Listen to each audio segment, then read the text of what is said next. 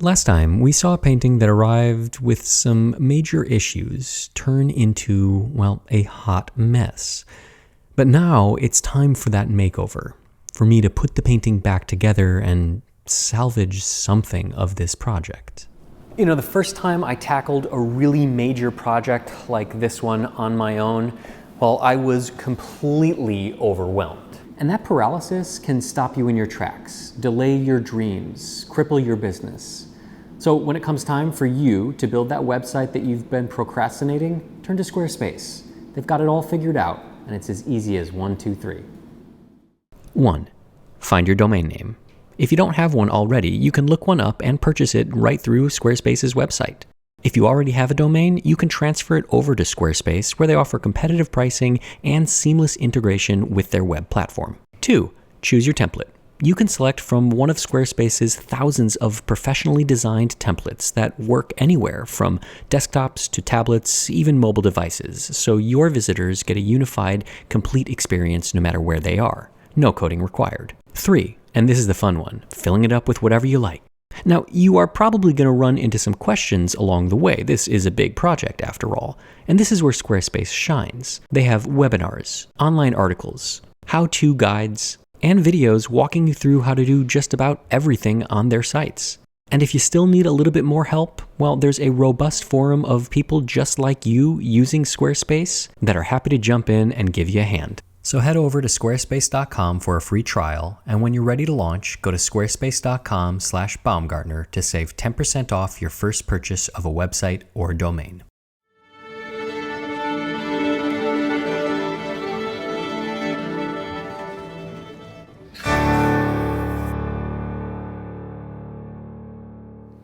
After the cleaning, well, the table looks like a crime scene. It was pretty bad. The next thing that I need to do is prepare the painting for an interleafed lining. While I had originally hoped we could avoid lining the painting, seeing that I didn't find any major traumas to the canvas, after working on it more and really handling it and feeling how fragile it was, I decided that this would be the safest bet. One of the worst things that could happen would be to take a risk and then all of a sudden have the painting tear during the stretching process or start to come apart later on in its life and have missed an opportunity to safeguard the painting for the future. So an adhesive is applied to the back, and once it's dried, I can begin assembling all of the various parts for the interleafed lining. There's a piece of rigid PET film that is also coated with the adhesive, then an adhesive film that gets ironed onto the new piece of Belgian linen canvas. Once the protective layer is peeled off, the painting and its PET film can be aligned, tacked in the corners just to hold them in place during handling, and then transferred over to the heated vacuum table. Now I've preheated the table, so it's probably about 120 degrees right now. It needs to come up to about 150 degrees, a little bit more, a little bit less, depending on the painting. And then I'll put some nylon webbing around, which will allow me to extract the air through this outer sheet of plastic film that's on top of the painting. Once I turn off the heat and turn on the vacuum pump, that air can be removed, and now we have positive pressure down on the painting. This pressure, coupled with the heat, will activate the adhesive and form a really good bond between all of those materials. Now, even though the vacuum pump is doing the yeoman's work, I am going to come along with my bone folder and just add a little bit of pressure to make sure we have good contact. After the painting cools, I can remove it from the film and from the hot table and bring it back to the front of the studio for some more work, this time with the scalpel. Even though I cleaned this painting and cleaned it, there are still areas of old overpaint that just weren't removable during that initial cleaning process. And sometimes you see these later on after you've gotten it lined and cleaned and come back with a fresh set of eyes. And in this case, I'm using a scalpel, this time with a brand new, very sharp blade, to just chip away all of this overpaint. I'm just gliding across the surface and allowing the blade to do the work. I'm not really even putting much pressure on it. This overpaint is really brittle and it's not very well adhered to the canvas, so all I have to do is kind of introduce the blade to it and it will flake off. And you can see the paint is stable underneath. Now, There is a lot of this across the painting, not just on this little edge. And I'm going to make many passes across the entire surface, just working to get off all of those little spots of overpaint that I wasn't able to remove with solvent. And then, after all of that work, I can start thinking about filling in this piece. There are so many losses that I'm going to take a cue from a previous project I did and just cover the entire painting with the fill-in material. I know this seems really aggressive or shocking, but frankly, the amount of time I would spend filling in each and every little loss with the small palette knife, it would take forever, and inevitably I'd cover the whole painting. So doing it this way, I can cover the entire painting in one fell swoop, save myself a little bit of time, and ensure that all of those little losses do receive fill-in material. This is incredibly satisfying. Unfortunately, however, unlike maybe a plasterer or a body filler, I can't come back with sandpaper and just remove all of this. So to some degree, what I've saved in time by not using a small palette knife, I lose because it takes a lot more time to remove all of this fill-in material. But I've done this before, so I know the results will be worth it, and I'm trusting that that will hold true this time. Once it's dried, I'll come back with a sponge and some warm water and just start making very, very light passes to remove all of that excess material. Much like you would remove grout from tile, I'm not looking to get any of this fill-in material out of those little divots. I'm just looking to get it off of the surface. And you can see it does come off relatively easy. It just takes a little bit of time. So once I have completed all of this, I can then reunite this painting with its stretcher. I cleaned the stretcher of all of the old rabbit skin glue and dirt and dust and grime. I inspected it to make sure that it was sound and it didn't need any repairs. And now I'm taking a moment to square it up. Once it's square, I'll drive in a couple of nails in each corner, and this will hold it square during the handling and stretching process so that it doesn't become all wonky. Believe it or not, as you're hammering on the wood, these old joints can give, and the stretcher can become, well, not square anymore, and that would be a problem. So this ensures that it stays square. I'll align the painting on the support and check to make sure that it's exactly where I want it, and then I can begin stretching it. This painting had no tacking edges, and the painting isn't perfectly square, nor does it fit this stretcher perfectly, so there are slight gaps here and there, but ultimately those will be covered by the frame when the client goes to frame it, so I'm not terribly concerned about those. Once I have it where I want it, I'll start stretching it with a couple of steel tacks in the center of each side, and then I'll work from the middle out. Now, this painting has received an interleaf, which means that the canvas really isn't mobile. It can't stretch. So this technique of going from the center out really doesn't matter all that much. This is really what you would do when you have a canvas that can be stretched, something that's very soft without an interleaf, or a raw canvas and you're stretching it for the first time. But this is force of habit, and I've been doing it this way for 28 years or so. So I know this way, I trust this way. I'm not going to reinvent the wheel for no purpose. Tacks are driven into the side. I'll switch to another side, another side, another side.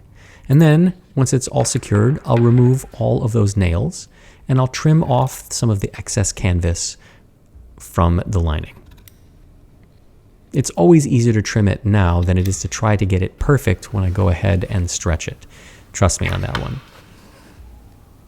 Again, because the canvas was oversized, I need to trim it off, and I'll use the stretcher as a guide, running my blade along the inner edge, giving me a perfect clean cut of exactly the distance that I want. Because when I fold it over, the canvas will now cover up half of the stretcher's width, which visually looks really good to me. And you know, I get to decide, so why not? I won't glue or cut any of this stuff because it would fray and make a mess, and I just spent a lot of time cleaning up the back of this support. And the tacks look nice, and it's a way that I can show that care is taken on both the front and the back of the painting. When I come to the corners, I'll fold them in and tuck them in an overlapping manner, and this makes a really strong, tight joint here that won't come undone when the stretcher is keyed out. And that's something that's really important for structural stability. Now, when it comes to keys, I am short, I think 1 or 2. So I'll turn to my stock of old keys that I've saved over the years and see if I have anything that fits. It's okay if it's not the exact shape, but I'm looking for something that's large enough to cut down and is the exact thickness. Unfortunately, after looking through several boxes of keys, I don't have one. So I'll take one of my new keys and, well, I could have saved myself a lot of time searching if I would have just started with the new ones because they're an identical fit. Once I've drilled holes in the keys, I'll then tap them into this support. Because this painting has an interleaf and is immobilized, I don't really need to key out this canvas to add tension like I would a soft canvas, but the keys help hold the stretcher in place and make sure it doesn't become loose and wonky over time, and also they're part of the construction, so why not put them back? In order to make sure that they stay there, I will bind them in place with some fishing line and a little tack, and then that's it. Now, before I can do any retouching on this painting, I have to take care of the surface. First of all, it is really washed out and dry from the removal of all of that fill-in material, and it's a really dark painting with a lot of retouching. So I'm going to put on a layer of synthetic resin. This is a new one that I'm trying out, different than the old ones, and yes, it's in a pickle juice jar because I like to recycle. And this is going to saturate the colors. You can see how much richer they get. It's also going to compensate any of those tiny little voids where the fill-in material didn't stick or came out. Some of those really shallow little divots, the fill-in material just isn't enough, and this will help compensate for that. And also, this is a really receptive ground for the retouching. The retouching paints, because they are of a similar resin, will stick to this really well, and that makes my process of retouching just a little bit easier. I'll brush it out like I normally do with varnish, and then it's on to retouching.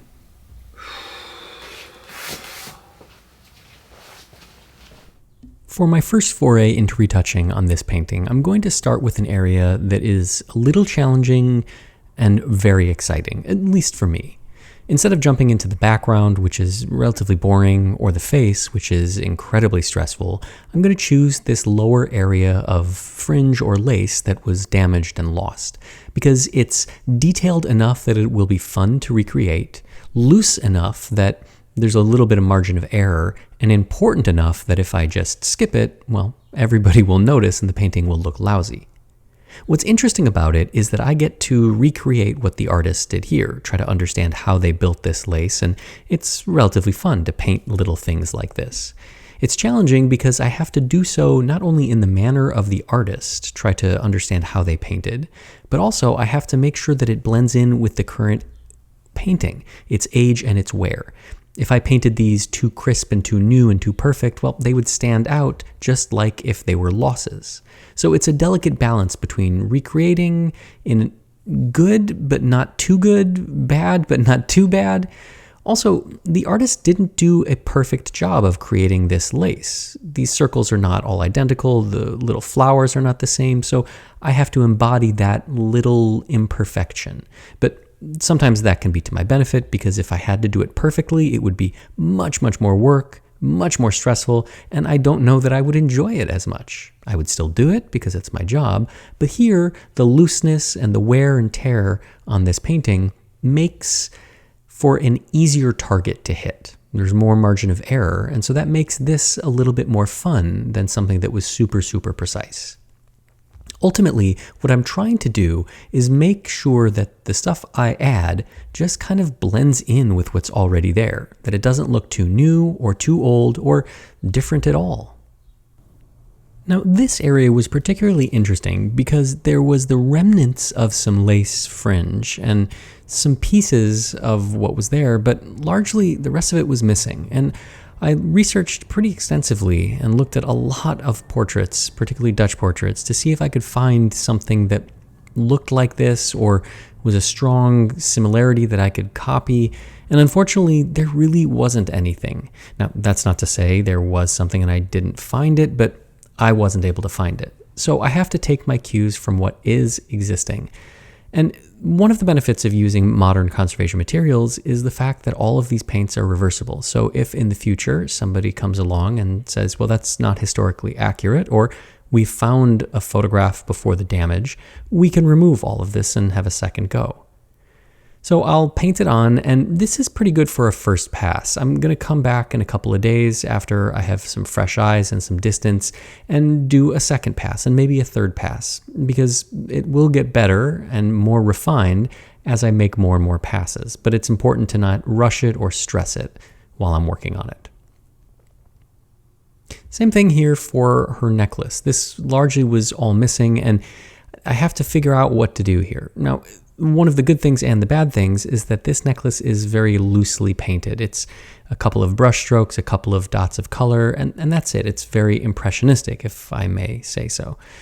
Unlike something very highly realistically painted, this is much looser, which is both better for me because I don't have to recreate a specific jewel, but it's also a little bit more difficult because I have to invent something that is just the suggestion of something, and that can be tricky. Now, speaking of tricky, this was an area that I was not looking forward to. On these Dutch portraits, this lace that wraps around the hair is very, very delicately made, very beautiful. But unfortunately here, it's all but missing. There's really nothing to work from. And the previous person just copied the fringe lace from elsewhere and put it here. And that's not accurate. It's not what belongs here. So I have to figure out what to do. Again, I looked at a lot of lace and I practiced on a couple of scrap pieces of paper and canvas to work on, and ultimately what I decided to do was not create lace as we know it, not do the actual fine detail, but rather I wanted to do something that was suggestive of lace, something that up close just looked like a bunch of little dots and wispy brush strokes, but as you move further and further back from it and start to take in the entire painting and picture, it reads as lace. So in effect, I'm not trying to recreate this. I'm trying to give the brain enough clues that the brain can reassemble this and formulate what may have been here without me actually recreating it. It's a neat conservator's trick, and while it doesn't look like much now, well, you'll just have to wait and see. And of course, I have left the face for last. Well, almost for last. This is the part that I have been really excited about retouching. Not only because it's really challenging, there are large areas of loss, there are areas of old retouching that I couldn't get off, but there are also lots and lots of tiny little dots, and those dots are the peaks of the canvas after it had been over-cleaned in the past. That's called skinning. So all of those little dots, that's the texture of the canvas coming through where the paint was removed. And what happened in the past is a big fat brush and a lot of glazing over the entire painting. But that's not how I'm doing it. I'm taking a very small brush and putting little dots of color just on those areas of loss, because that's going to preserve as much of the original painting as possible. But it is tedious. It is very difficult and takes a ton of time to go through and match all of these colors. And every time my brush comes off of the canvas and goes back to the palette, I'm changing the color ever so slightly, because that is what's happening on the painting.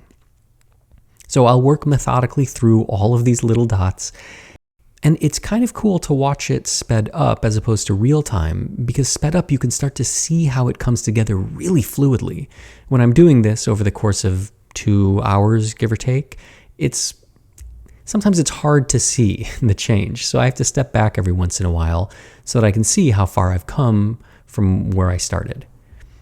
But I'm really happy with how this is coming together. This is a lot of damage, and this is kind of the best case scenario where it starts to really feel like you're in the zone, like you're in a flow state, or just kind of everything is clicking. The color matching is great, the brush is responding, the painting is a joy to work on. This is where retouching gets really fun. This is what every conservator really enjoys. And doing it on a face, which is so important, is really kind of like the best you can ask for. Now, that's not to say that there are things that I want to change and will change when I make a second pass. There are already things I'm starting to see. As the paint dries, it can sometimes change color, get a little bit darker, and I'm starting to see some of those spots reveal themselves now, and I'll come back later to do a second pass and lighten those up, darken some areas, just little corrective actions. But of course, I need some distance. So in a couple of days, I'll come back and do all of that. But for now, this has been going really, really well, and I'm hoping that I can carry this momentum into the last part of the retouching, the part that, well, frankly, I was really concerned about. And that's her forehead and veil, this area here.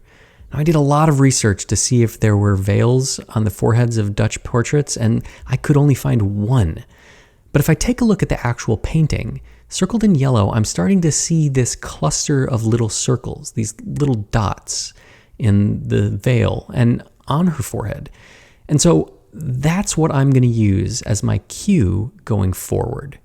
Instead of, like the previous person, taking the lace from her clothing and transferring it up to her forehead, which just didn't read correctly, I'm going to see if I can try to recreate something that's suggestive of what I think might have been there in the past. But it's a big gamble because I don't know if it's going to work. So first I have to get rid of all the damage, kind of set the stage for the recreation that I'm going to attempt. And this is the same thing that I did throughout the rest of her face. Just little dots, effectively covering up, erasing all of these high points of canvas where she was scrubbed thin in the past. And as I do that, I can start to see that circular pattern come forward, which is a great relief. Because up until now, I was going on a hope and a prayer, kind of a fingers crossed that this works. But as I remove more of the damage, the circular pattern becomes more clear, and I'm gaining more and more confidence that this actually was the thing that was there. Now, I still have to do a lot of inventing and use some creativity to make something that will feel right. And to that end, I need to do it in a manner that fits the overall feel of the painting. So you can see that I'm just making little suggestions of those circles, lots of little dot clusters, and they're loose, and it's kind of to match the worn look of the rest of the painting. It's not a defined pattern, it's suggestive of something, and that's, again, like the other lace, the trick. Rather than try to create something concrete, I just need to give the eye and the brain enough information to complete it on their own. And if I do that, it will read as correct and not heavy-handed. Well, after all of that retouching, and I think I put about 30 hours into retouching this, the better part of an entire week sitting at the easel, listening to music and podcasts and slowly losing my mind, I am done. And so it is time for the final varnish. I'm brushing this varnish on because it's going to give me a really good result, and this final varnish is going to create an even sheen, protect the painting, and unify everything that I've added with everything that existed. So once I apply the varnish, I'll then let it sit and let the solvent that's in that resin start to evaporate. And it takes some time, so I can kill some time, going on and watching my favorite YouTubers. And then I'll come back every once in a while and brush the varnish out.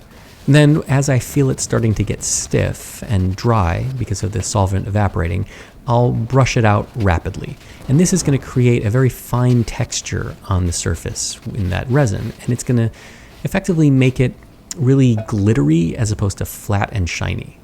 And when I'm happy with it, when I feel like it's all done, then I just need to let it sit and dry. And my work is all complete. And like every painting begins with the singular act of looking, so too does it end with looking. But this time, I can cast my eyes upon the painting, and instead of seeing the mess, I can see the makeover. To say this was a radical transformation might be a slight understatement.